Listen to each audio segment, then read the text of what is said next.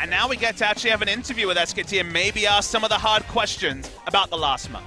Yeah, and it is going to be with Faker and Bang as well. So let's throw it over to Joel to translate. Thank you very much, guys. This is Joel with your last interview translation of the day. We are here at SK Telecom, this time getting a 2-0 win themselves. And now we're here with today's MVPs, Faker and Bang, for the interview. Bang, it's been too long. You finally broken your loss streak. How do you feel? It's been such a long time that it feels awkward winning, you know?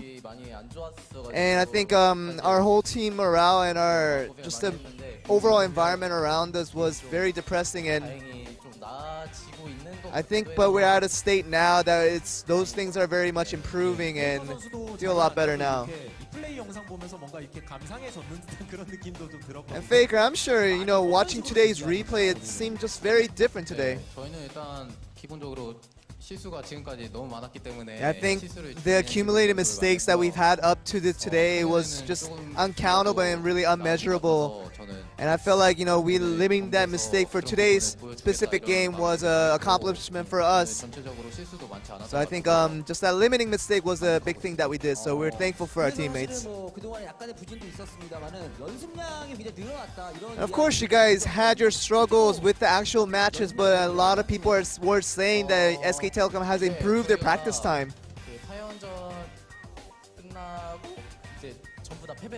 Yeah, after losing 4 series straight, we realized that we were lacking in so many departments of our play, and we wanted to limit our mistakes as much as we could, and we thought the best way to do that was actually to discuss it over as a team and to practice with it together and just really trust each other a lot more. And I think just trying our hardest and just giving the best effort was the best we could do, and I think we have plans on working even harder even from today.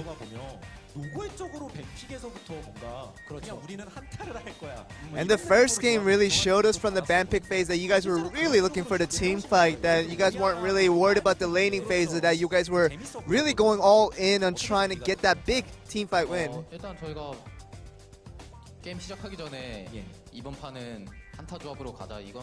Yeah, before we did start, we weren't like, let's go with a team fight composition, let's go with that. It wasn't pre-planned like that. But I felt like with the composition, seeing the opponents pick their champions, we were trying to see our composition at the same time. We thought that the composition just kind of ended up the way it is. And of course, you know, with the composition that we had to rely on team fights after that. But it wasn't pre-planned by any means.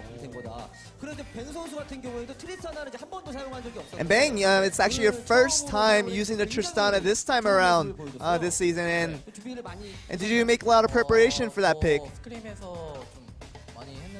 Yeah, I did have a few efforts on that during scrims, and I thought that it was a decent pick to go with at certain situations.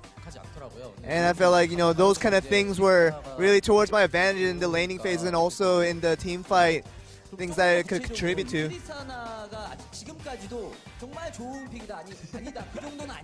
And it's a lot of separating opinions on the Tristana pick right now with many ADCs around the league. How do you rate the champion?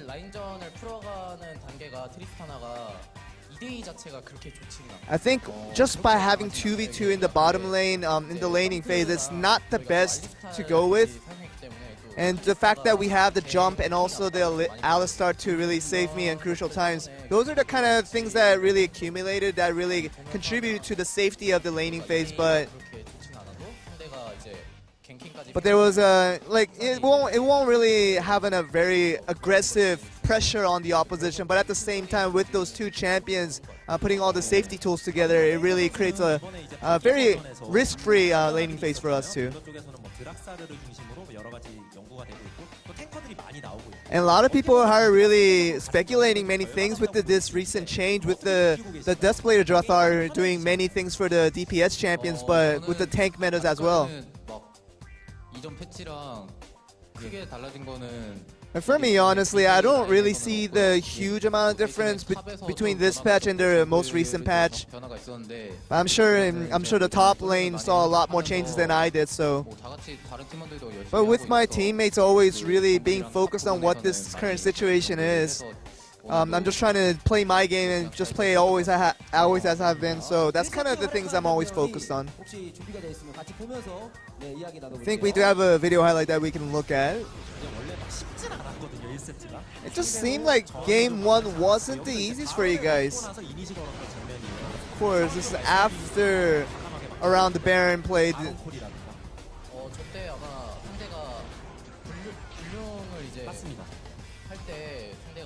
Yeah, this was a situation where they were going for the Infernal Drake and we could have just tried to go for the Baron. But there was a situation when Kalista was off. Flash was on cooldown for Kalista. And we felt like if we were opening up a team fight that we had the advantage with the escape tools to our advantage.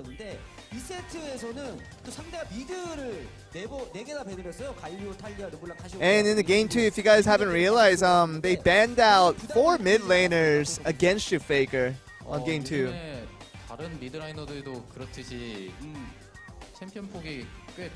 I think it goes with every mid laners on LCK nowadays, is that so many mid laners here, they have such a wide variety of champion pool they can pick from, and especially for the mid laners, and you just have to ban out so many champions in the ban pick phase. And a lot of people thought that Lucian was a kind of a specialty pick, countering certain champions, but it just seemed like you went blind with it and really wasn't afraid of the opposition, what they're going to counter with.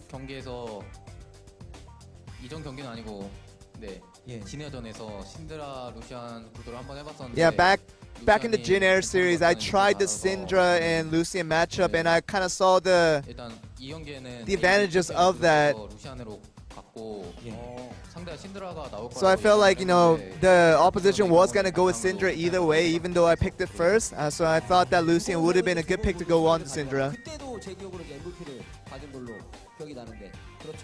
I'm pretty sure you got an MVP with the Lucian last time you picked it around against Syndra. I don't really remember. I'm not sure. Well, he doesn't remember. But we do have another video highlight we can show of how Lucian got the MVP this time around. With the help of the equalizer, you got the kill by dashing in right away. Yeah, Untara seemed very confident starting from the very beginning of the game, and we just kind of trusted him to make the plays happen. So I think, you know, him doing really well was a big help and really a big addition to our team's success, and so I think that's kind of how that gank worked out.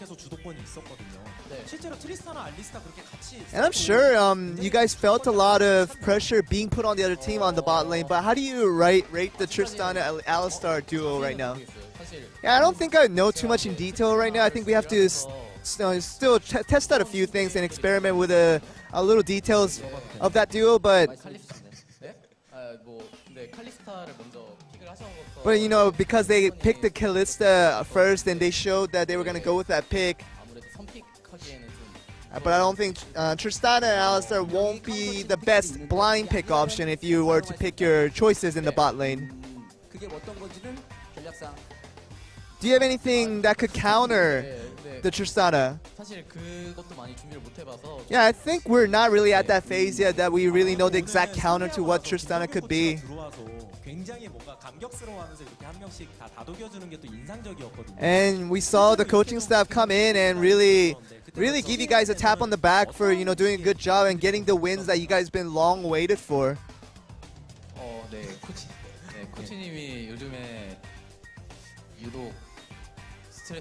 I think Coach has been under extreme amount of stress in recent days, and that's kind of the thing that we really want to relieve him of. And I think that the only way we could do it was I think just getting him to win. And you know, I think getting him to win today didn't get rid of all of his stress, but I think it was just like a one hurdle that we had to always go over for him.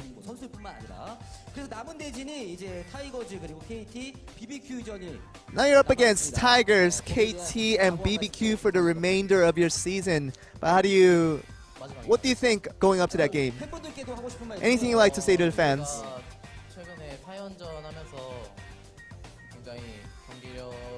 Yeah, after losing 4 straight series, we know that performance-wise and just there's no excuse for what have happened, and but I think it's just over it now, and we're just trying to get back to our old form. Anything else? Anything you'd like to add on, Faker? 네, 저희가 지금까지 제가 알기로는 제가 이렇게 연패한 적이 없었던 것 As far as I know, I never had a loss streak as this in my career before. 마음고생이 심했겠지만 So I think I had a lot of struggles and stress that I had to deal with during this process, but I really feel sorry for the fans at the same time, because I know they would have been as much as disappointed as we were. So we will try to not repeat that type of tragedy ever again in our career. So that's the promise we give to you guys. And that's the end of the interview. Back over to you guys. Thank you very much, Joel. Interesting here, SKT. Continue on with this. Actually, no worries. But Bang, I think Bang is trying to apologize for some of the comments that he made during his personal stream, and I think he's trying to acknowledge the fact that the hate comments towards going towards him was an acceptable thing, and he really does regret his actions. But I think he's trying to say that he really wants to learn from that mistake and try to become a better person. I think, but he really needs a lot more time to think this through and see what the best process is and the next best direction is. So I think he needs some time to get the apologies necessary for some of the things he did. So that's why he's just asking everybody in the viewers, asking for that apology. So that seems to be finally the end of the interview. Back over to you guys. Thanks very much, Joel.